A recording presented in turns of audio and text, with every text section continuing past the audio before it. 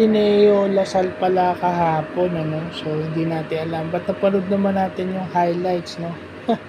So, makikita natin na yung impact nung pagkawala ng mga dating players ng Ateneo, parang hinahanap na nila, no. Nag-a-adjust nga no. Talagang hindi mo mapipigilan itong defending champions ng buong game kung lalamya yung depensa mo. At saka kondisyon yung Lasal.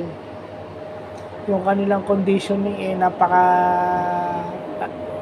mataas yung conditioning nila kasi ano sila umi-intercept sila sa passing lane. Hindi sila napapagod na pag nakakita sila ng bola at may opportunity na sumundot, yung passing lane is interception. Pag may pagkakataon silang ma-intercept yung bola, easy basket na agad sa kanila. Tsaka itong Kevin Giambao as a point guard, di ba? Ito yung hindi LeBron system.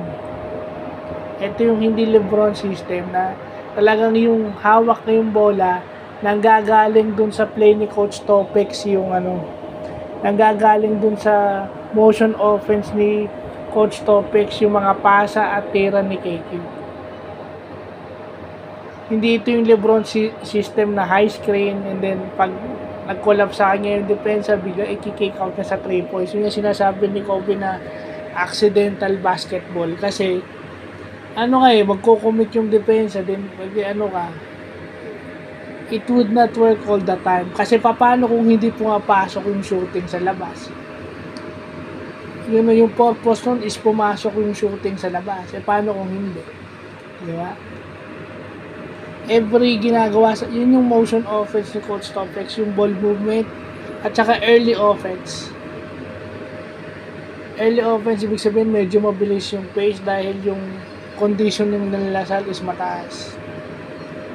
Hindi na nakaya ng Ateneo yung sunod-sunod na offensive barrage ng Lasal. Dahil sila rin nahihirapan din sila na umiscore sa sarili nilang basket dahil matindi rin yung depensa ng Lasal. Dumikit sila pero wala.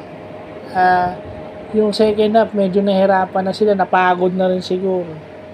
So, yun lang po.